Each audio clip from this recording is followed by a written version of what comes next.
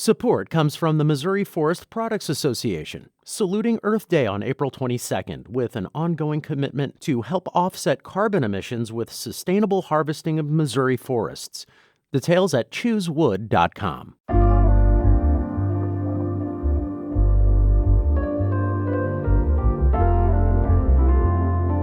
I think many people don't really truly appreciate the details of really the information systems necessary for helping manage supply chains, the data analytics that have been used.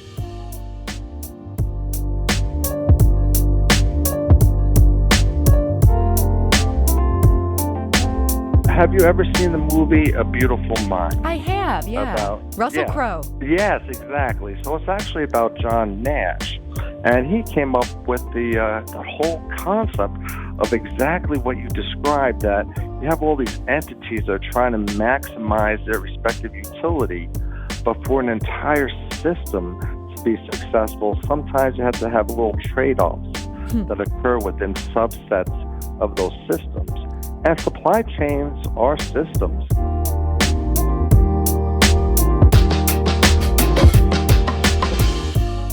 These days, supply chain experts like George Zsidisin are seeing new interest from the general public in their work, and he was happy to give us a crash course on the subject.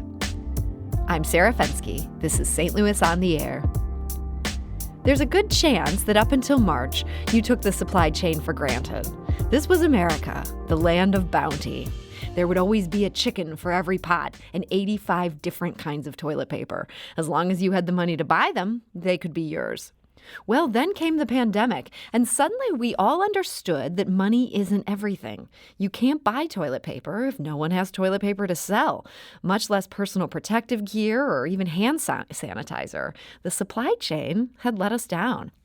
Now, it's George Zsidisin's job to keep that from happening any more than absolutely necessary. He is a professor of supply chain risk and resilience and director of the Supply Chain Risk and Resilience Research Institute at the University of Missouri, St. Louis. And he joins us today. So, George, welcome. Sarah, thank you very much for having me here today. So, George, you've devoted your career to the supply chain. Is it gratifying to see the rest of us finally understanding its importance? Oh, it's been a gratifying process the entire time, whether or not it's been appreciated, because in the end, it's the supply chain and all the different companies that provide the products and services that we all need for our everyday lives. And just the fact of being part of that, doing research and supply chain management, working with companies, publishing articles that provides new insights into how to better manage these supply chains, that's been fulfilling enough. But now with the greater emphasis today, people actually saying the word supply chain or supply chain management, it's like putting the gravy on the turkey tomorrow. You're a lucky guy. I can tell you feel it. And this makes this a perfect pre-Thanksgiving segment here. I'm curious, though, what first got you interested in the field of supply chain?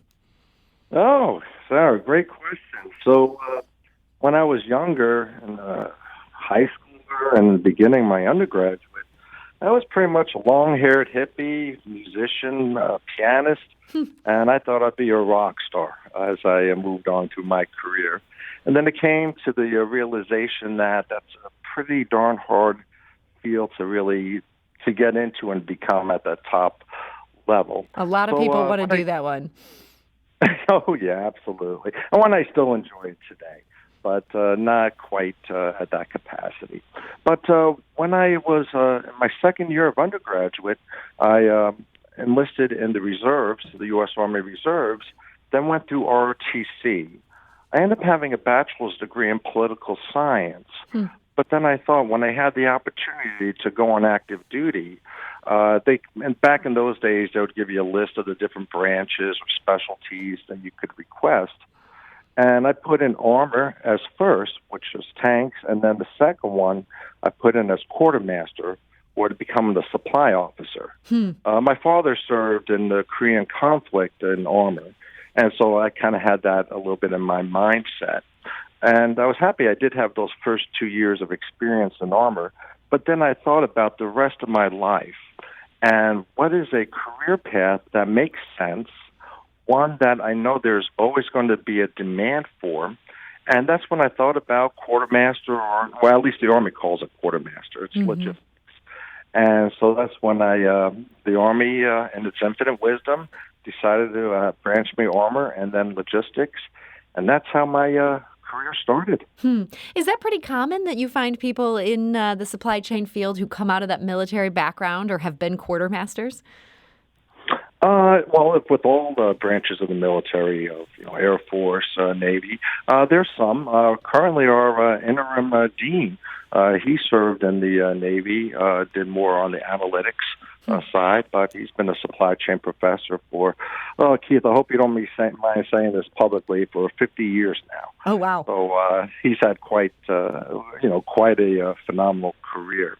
That way. But I would say, actually, Sarah, a little bit differently. A lot of people walk into it by accident, or at least in the past, where people might work as an engineer for 3, 4, 5 years, and then shift over toward the business side, and then start working in logistics.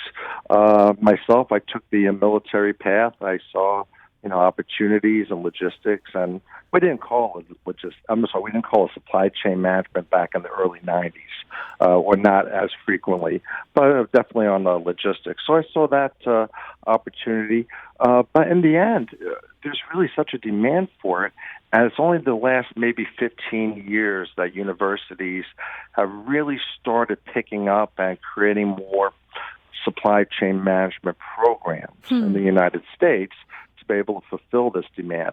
But there's still a huge demand for the field, both from the university-trained individuals as well as those working the day-to-day type jobs. Okay. So I'm curious about some of the day-to-day work that goes into this. What would you say is a common misconception about how the supply chain works?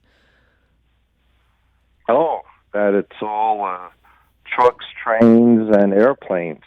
Those are absolutely critical parts of connecting organizations for the flow of materials. But I think many people don't really truly appreciate the details of really the information systems necessary for helping manage supply chains, the data analytics that have been used, especially in the last 10, 15 years. We've seen a huge growth in it with firms such as Amazon, for example, and before that we saw that with Walmart, with cross-docking. So I think the part that people don't truly understand is that as a business function, but it really touches upon all the other business functions in the company, and that you really have to have organizations coordinate and work together, which is a challenge at times because many firms kind of want to do it their own way or have their own respective hierarchies that they're responsible for. But now you have to work with other organizations. And to be truly successful in some of those circumstances, you have to work very closely with those organizations and strategic activities, such as new product development, for example, or trying to drive cost management strategies among multiple organizations in the supply chain. So I would say the misconception is that there's a lot more behind the scenes than what people would normally just see, such as seeing that empty shelf on the store not having the toilet paper. Yeah, I mean, it seems like it's so complex and there's so many different players who have to work together to make this happen. At the same time that they're all maybe just guided by this profit motive, it almost feels like Adam Smith's invisible hand is like writ large in the toilet paper aisle. Do you think that's a misconception? Oh, my. I like that you brought this up, Sarah. So I always think about it in a slightly different way, but in a parallel. Have you ever seen the movie A Beautiful Mind? I have, yeah. Russell Crowe. So yes, exactly. So it's actually about John Nash, and he came up with the whole concept of exactly what you described, that you have all these entities that are trying to maximize their respective utility, but for an entire system to be successful, sometimes you have to have little trade-offs that occur within subsets of those systems. And supply chains are systems themselves. So I think you hit it right on the head, Sarah. I think that's one of the rubs or challenges we have in supply chain is that we think from an individual company perspective, we always want to find ways of maximizing long-term shareholder wealth. Mm-hmm. But then there are times where you actually have to now work with other companies who have that same respective objective, and then it's just finding a way of creating that goal congruency. And the way we do this, Sarah, is focusing on the final consumer. You, myself, everyone out there who has a dollar, has a euro that they spend on a respective product or service. If you think about it, that dollar is really being divided up in a whole bunch of ways. Mm-hmm. First, of course, Uncle Sam will get its cut. But then from there, it's really split up among all the different organizations that work toward making their contributions for that product, that new car that you want to buy, the computer, the toilet paper, the soup on the shelves. It has to be eventually coordinated. So it's a complex area, even though it might look relatively simple. Yeah, no, it seems infinitely complex if you actually stop and think about it. And I think this toilet paper example, this really hit it home for so many of us.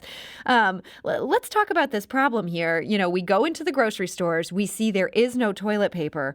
What has to be considered to solve that problem from a supply chain perspective? Oh, my goodness. So it goes multiple levels. The first thing you want to do is to try to actually prevent those stockouts or those disruptions occurring in the first place in the supply chain, and that these disruptions are not always necessarily intuitive. Mm-hmm. But we think about the tragedies that we're suffering through with COVID-19, but you would think, though, that shouldn't necessarily affect the overall supply of toilet paper. Right. It's not like people technically needed more of this product. Exactly. And so in the end, there's this tendency that we have. I've lived in other parts of the country where we would know about hurricanes, for example, that were coming, and people 2, 3, 4 days beforehand, they will start to stock up on the bottled water, stock up on the toilet paper. Always my personal favorite is the Pop-Tarts and the Twinkies, where those things will last forever. Uh-huh. And I think we saw this a very similar phenomenon occur, that now all of a sudden people are going to be holed up for a period of time. And so you start seeing a lot of like the toilet paper. And so what occurs is what's called this bullwhip effect. So you have this huge demand spike that occurs, sometimes artificially created. Here it was created by a perceived disruption. Mm-hmm. And so now companies are used to producing. Every company has certain capacity constraints, how much they could produce at any one respective period of time. And then this was, I think, amplified in many other industries because now, people were concerned, and rightly so, about their health. Mm-hmm. So many people for a period of time were not able to go into the workplaces to be able to be involved in the production processes. Jobs like yours and mine, I've been living in the land of Zoom for a while. Mm-hmm. The listeners do not know it, but we're actually not meeting face-to-face right now. Mm-hmm. So we've been able to change our processes, and what I've been finding, actually, I've been very impressed.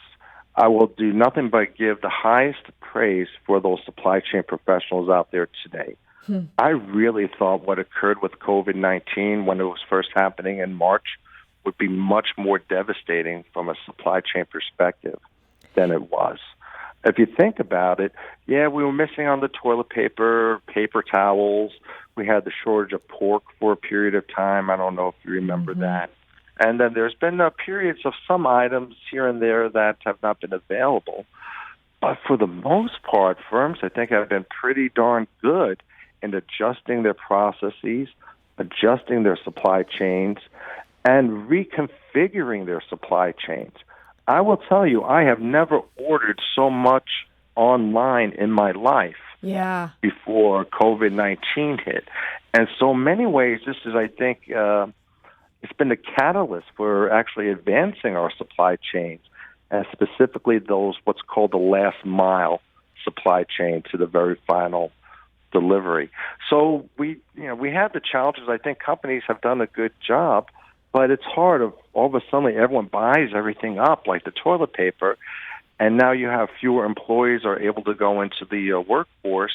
They're not going. And on top of it, toilet paper is an item that is a relatively stable demand type of item. Mm-hmm. So there's some products. I always love this term. It's called volume demand heterogeneity. And that's just a fancy term of saying, sometimes you got a lot of demand, sometimes you have a little bit of demand. So the production processes and the supply chains were oriented to really focusing on efficiency and not having too much inventory available. And then all of a sudden we lost, people hoarded it. Mm-hmm. And I don't blame them. People have to take care of their own respective lives. So I still have the sneaking suspicion that there's a decent amount of toilet paper in many of the different homes here in St. Louis. And you may actually be glimpsing into my personal pantry. I blame my husband. Some people got worried about that, and they will not recover. And I'm talking today to George Zsidisin. He's a professor of supply chain risk and resilience. He's also the director of the Supply Chain Risk and Resilience Research Institute at the University of Missouri, St. Louis. And he's actually willing to take your questions here. If you have something that you're wondering about the supply chain, or a question for him about something you witnessed maybe in this pandemic that may play into this, we want to invite you to join us. You can give us a call at 314-382-8255. That's 382-TALK. You can also send us a tweet at STL on air or email us at talk@stlpublicradio.org. We do need to take a quick break, but we'll be back shortly to continue this conversation. This is St. Louis on the Air on St. Louis Public Radio, 90.7 KWMU.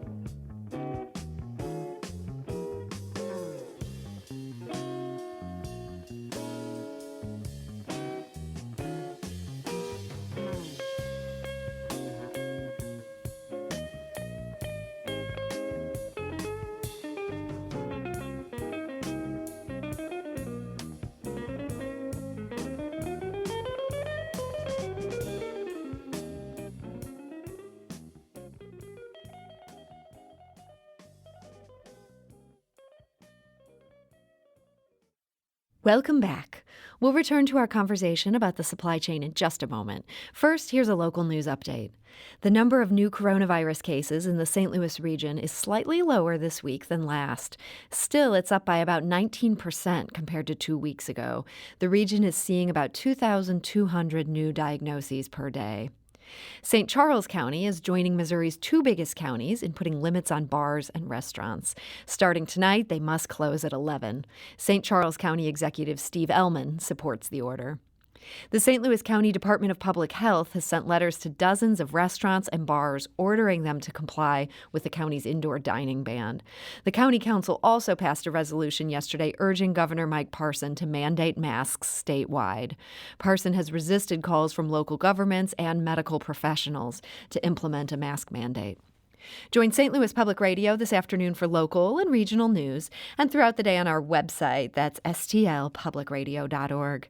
And now back to our conversation. My guest today is George Zsidisin. He's the director of the Supply Chain Risk and Resilience Research Institute at the University of Missouri St. Louis. He's also a professor of supply chain risk and resilience. And George, we do have a number of people who have questions for you here today. I was right. The supply chain is very buzzy right now. We're all thinking about it these days. We did get one question I want to go to first, though, that came in through Twitter. And this comes from Lucas. He writes, lumber and appliances were big issues in the same way that toilet paper was this year. Lumber prices spiked, and major appliances are still backordered for months. I'd be interested to hear more about these. And Lucas adds, there's always some seasonality to it, and I guess that's part of my broader supply chain question about lumber. How much of the price/supply variation is related to COVID-19, seasons and or weather, or poor market predictions? George, do you have any sense of how lumber has played out in this pandemic? What a phenomenal question. We've got some smart listeners. Thank you very much, Lucas. Oh, sure do. Oh, that was a winner right off the bat. So this is one of those that was not intuitive to me until I spoke with a bunch of supply chain professionals.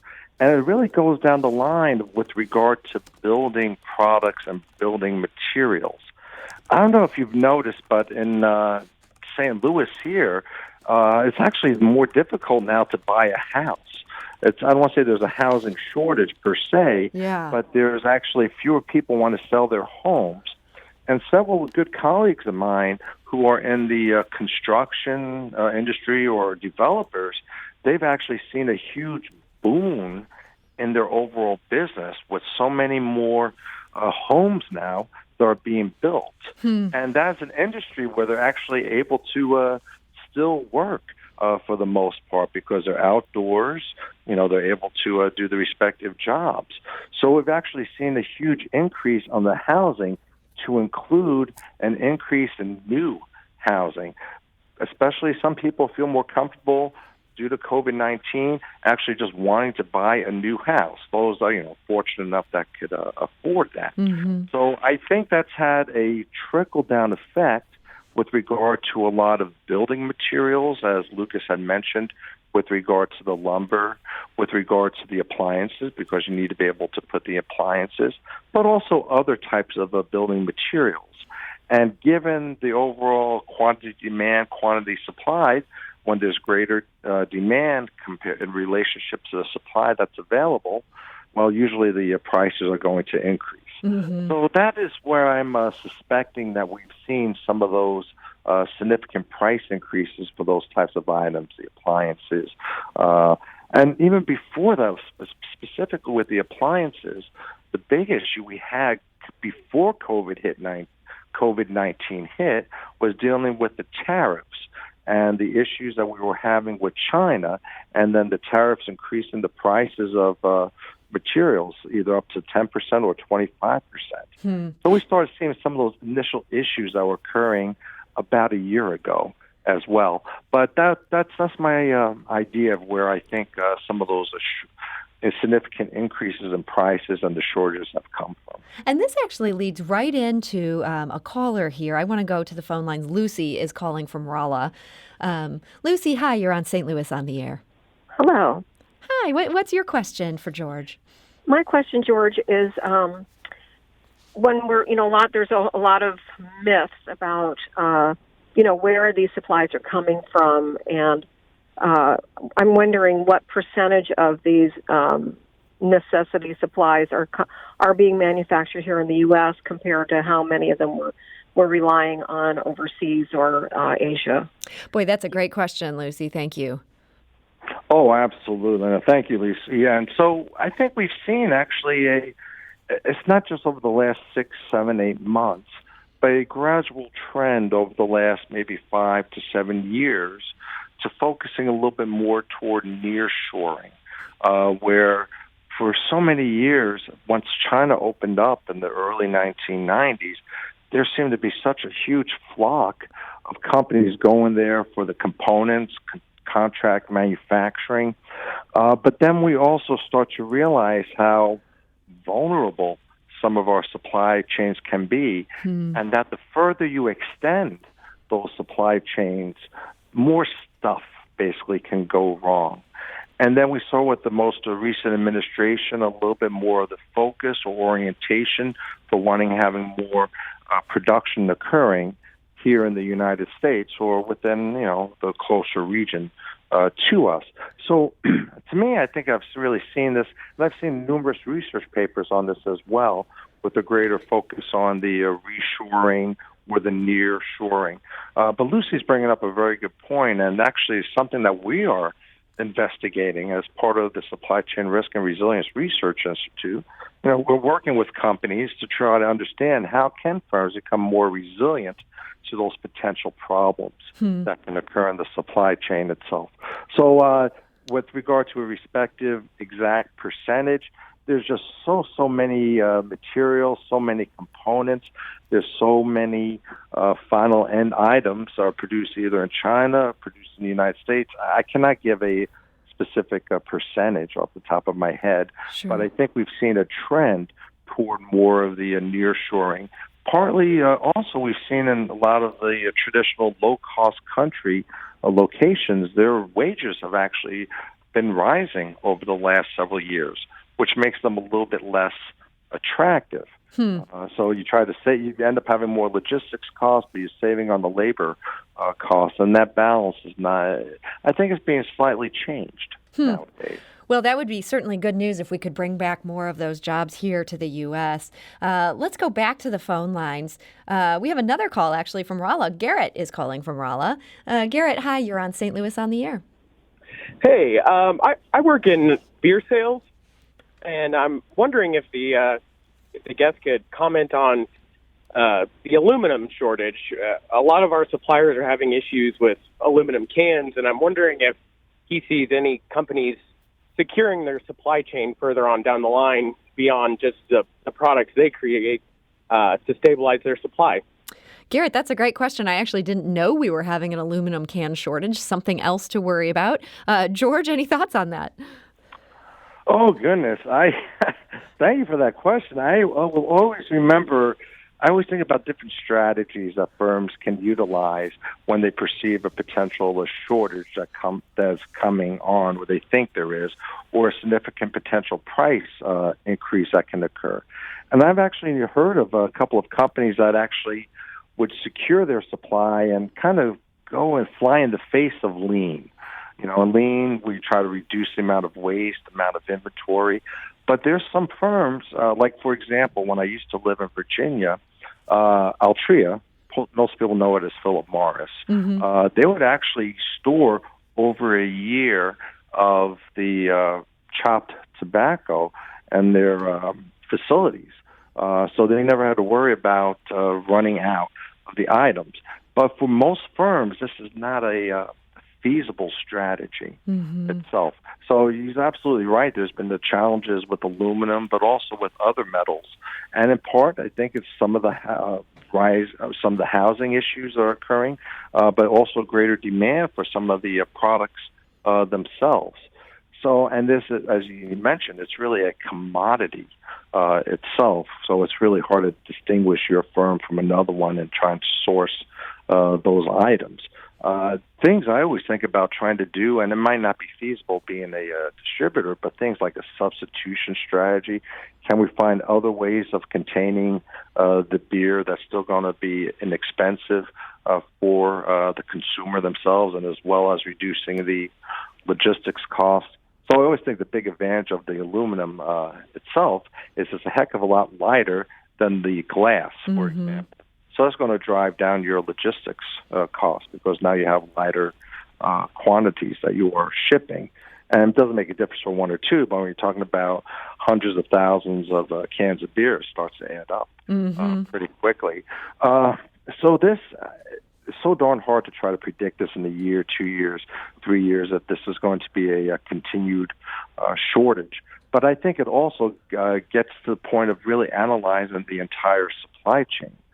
So I would want to start investigating, are there going to be companies that are going to start to actually extract these metals more from the United States, or we're going to continue to source them? Somebody who steps up to fill that void. It is, but it's so difficult to do at the same time because it's a very capital intensive industry, and you have to have a lot of money, and then you have to have the land, the locations to be able to start that. So it's something that has to be thought about from a long-term perspective. So unfortunately, I don't have any near-term solutions I could suggest other than, know who the service provider is, the service center that's producing the aluminum, keeping your eyes open and your options open. And if there's times where it might make sense to actually do what's called a forward buy and you have the capacity, there might be times it might make sense to have 3-4 months of a forward purchase to meet those anticipated needs. Because for his industry, I do not see any time soon people are going to stop drinking beer. I'm sure you're right about that. Garrett, we want to wish you the best of luck in that quest. Boy, that sounds like a thorny problem. We have time for just one more call here. I want to go to Susie, who's calling from Rock Hill. Susie, hi, you're on St. Louis on the air. Hi. This is really an interesting show. Thank you. Hi. I'm enjoying this, too. I'm learning so much from George here. Lots of information. I'm dying of curiosity to know if there are some things that aren't going to come back. They're so lean right now because we can't reach them because of COVID or whatever. Is anything going to disappear? That's a great question. Thank you, Susie. George? You know what? I mean, it's sad to say this, but I remember the tragedy of September 11th and how that has altered our process of travel even today. I remember back in the late 90s, the last moment, rushing onto an airplane, just going right through, zipping through, no problems. Nowadays, it's not happening. And I think what's occurred here with COVID-19 is going to change some of our respective processes, the way that we do business. So things going away per se, it's very difficult for me to be able to pinpoint, but I think it's going to change the way that we work. So I think so many people have now, since March, have been working from home, for example, and I think there's going to be really more of that orientation moving forward. So if there's something that's going to start to lose out on, of all things, I think it's going to be office space. I think we're going to have less demand for that because I think we're going to have more opportunities for people being able to still be effective, but being able to work from home and then occasionally having to go into a respective office. My concern with this deals with the relationships. To me, supply chain management, a critical part of it is the relationships that are formed between the buyers and the suppliers and all throughout the supply chain. To have a relationship formed, it's pretty hard to do without that nose-to-nose, toes-to-toes, personal interactions. In the end, businesses consist of people, and it's the people that will form the relationships with other people in other companies themselves. So, with regards to the products themselves, I don't see that happening quite as much. But I could see as we move forward, changing to some extent the way that we actually do business and the way that we actually work. And I think we're having more work from home going in the future. And in some ways, some firms have actually experienced some minor benefits from this as well. If you don't have to have as much overhead with the office space, for example, but I think it will also increase our requirements and our need for information security and ensuring and fighting the cyber attacks that we've been under attack affected by ever since the internet came on board. That's a great point. I mean, I didn't even think about that in terms of working from home. But, it also ties into the lumber question. If people have to work from home, they may want bigger houses. There may not be as much of a market for the sort of janitors who clean offices. There's all sorts of impacts that can come from this. And that's why your line of work is so interesting, George. Oh, well, thank you. The other day I was watching TV with my two of my sons, and we remarked about all of the commercials that you never had seen before with all these home office products. And, with the comfortable chairs and the rollers for the glass for the ground so you can actually roll your chair. So in some ways you can see some product lines might be eventually going down, but I think it's also anytime there's a challenge, I think very often there's also opportunities that exist as well. Well, and that's actually the perfect note to end on. George Zsidisin, I want to thank you so much for joining us today and letting us all pick your brain. Oh, Sarah, my absolute pleasure. Thank you so much for having me. I'm easy to find if someone wants to send me an email. I want to give a quick note that we actually have a phenomenal educational offering at UMSL at the bachelor's level, as well as a brand new supply chain and analytics master's program. So it really could help people who want to really become involved in this field and work in this field. Really helps to distinguish them so they can have successful careers. All right. Well, thank you so much for that plug, and thank you again for joining us today. George is the director of the Supply Chain Risk and Resilience Research Institute at the University of Missouri, St. Louis. This is St. Louis on the Air on St. Louis Public Radio, 90.7 KWMU.